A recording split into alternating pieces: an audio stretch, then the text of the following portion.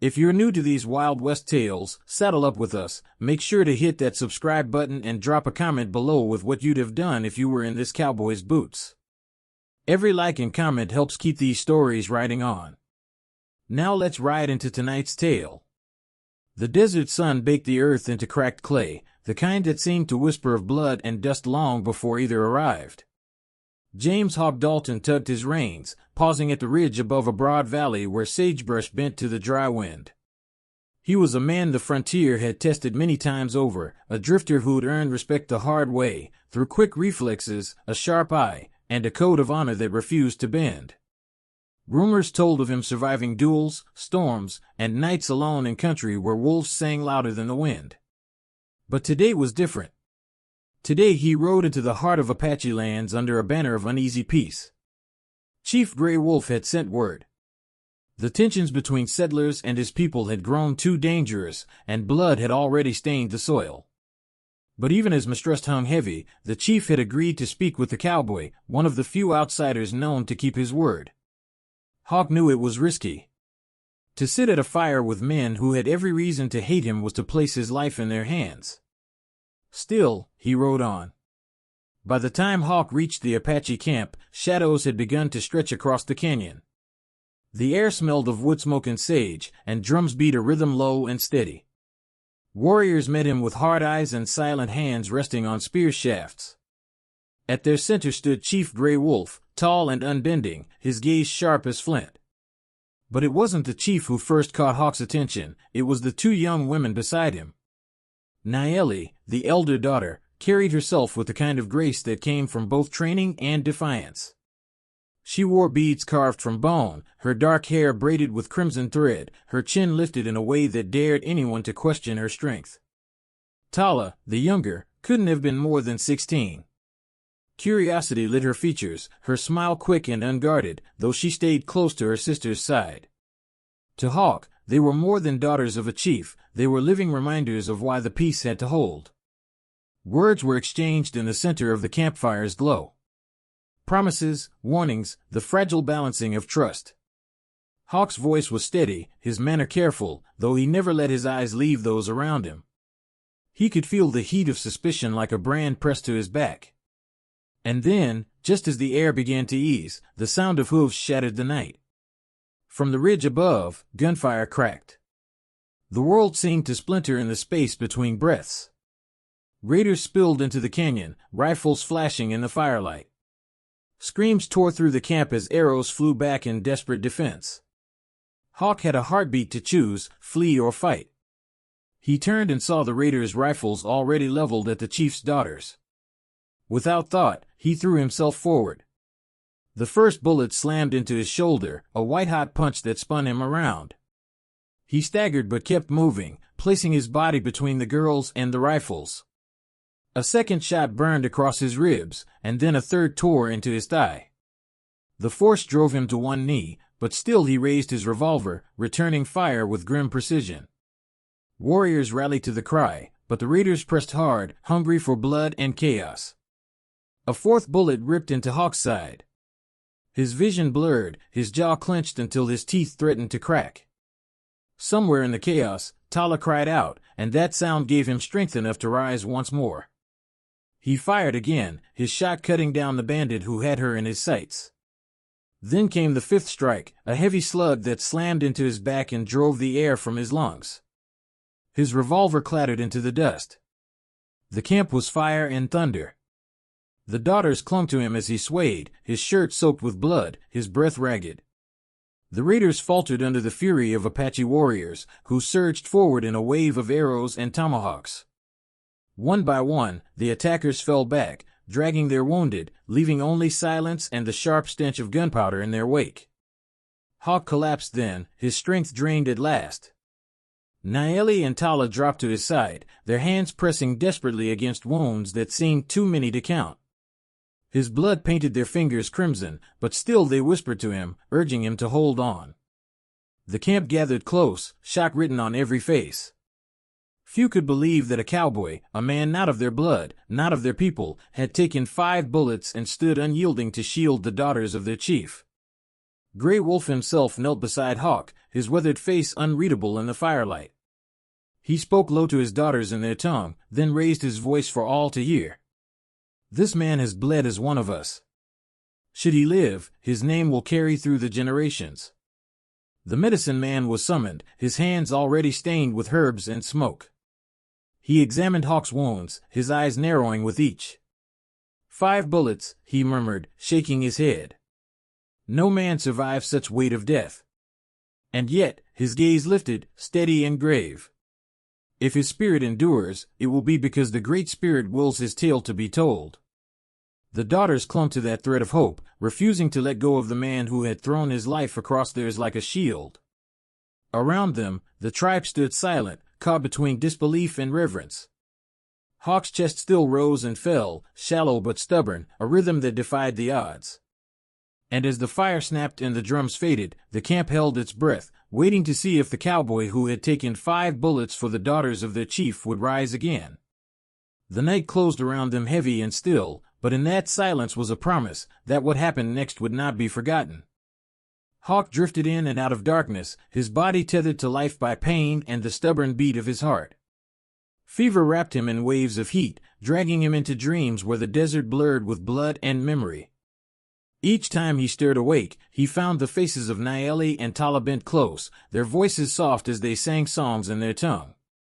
The medicine man worked in silence, grinding herbs, setting bandages, and whispering prayers to keep death from claiming what little strength remained. The Apache camp had been transformed by what had happened.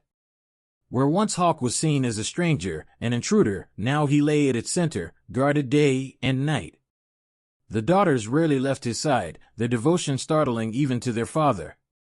Naeli pressed cool cloths to his brow, her every movement precise and steady, while Tala's hands trembled as she tried to comfort him, her youth plain in the way she feared to see him so pale.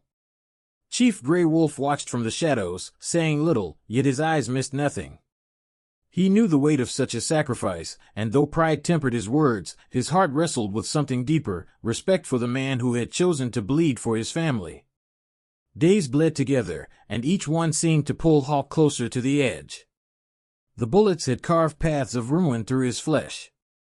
More than once, the medicine man told the chief to prepare his daughters for grief. But Hawk's will was iron, forged by years of hardship on the frontier. Every time his breath threatened to falter, he clawed it back, as though some unseen hand refused to let him rest. Naeli marveled at it. Tala whispered that perhaps he was blessed by the spirits, chosen to walk among them and return. When at last his eyes opened clear and steady, it was Naeli who noticed first. She leaned close, relief softening her proud features. "You are awake," she murmured, her voice carrying a weight that seemed too large for words. Hawk tried to speak, but only a rasp escaped his throat.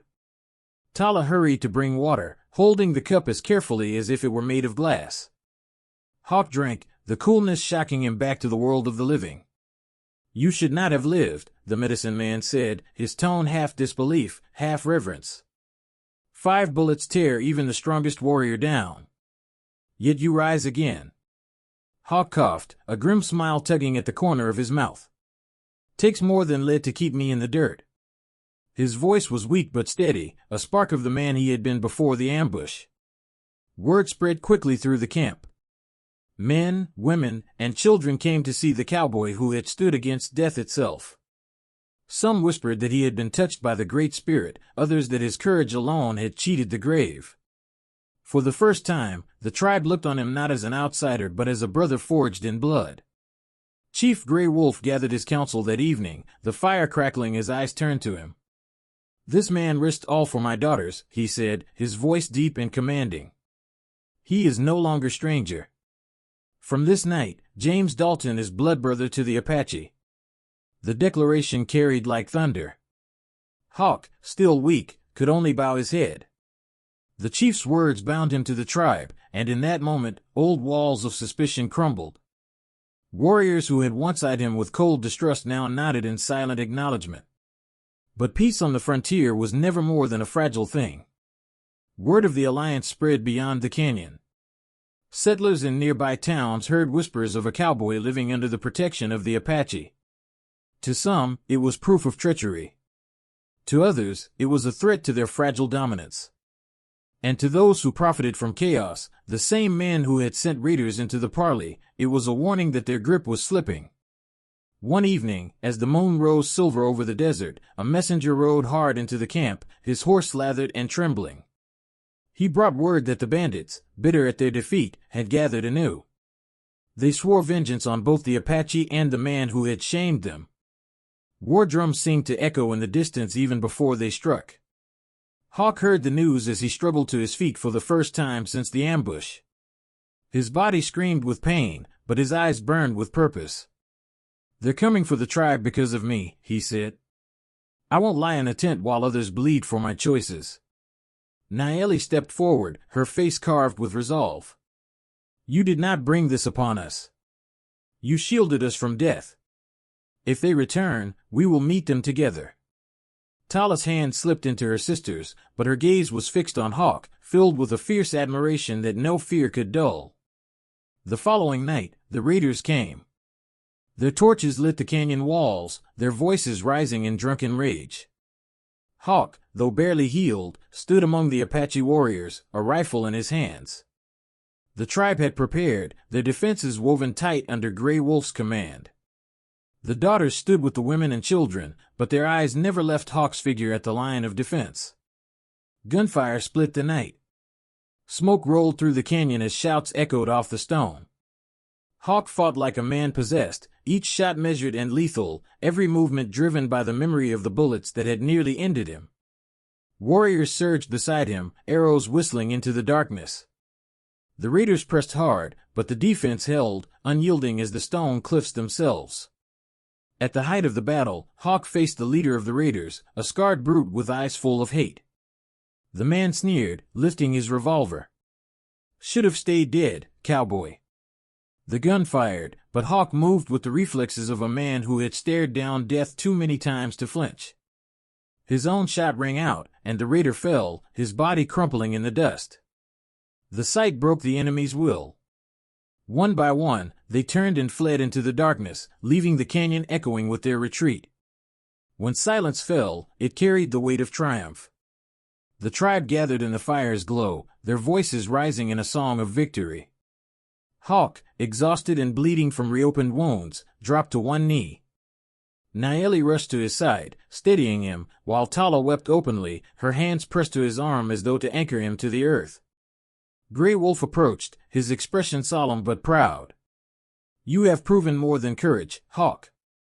You have given my people hope, and for that, you are bound to us forever." The camp erupted in cheers, voices echoing into the night sky. Hawk, though battered, felt a weight lift from his chest. He had not only survived, he had become something larger than himself, a symbol of unity where none had existed before. The daughters' eyes glimmered with gratitude, their bond to him unspoken yet undeniable. As the fire roared and the desert stars wheeled overhead, Hawk understood that the bullets meant to end him had instead forged a legend. And though scars marked his body, the night's victory had carved his place in history, a tale that would be told for generations, of the cowboy who bled for the chief's daughters and rose to stand unbroken when the world least expected it.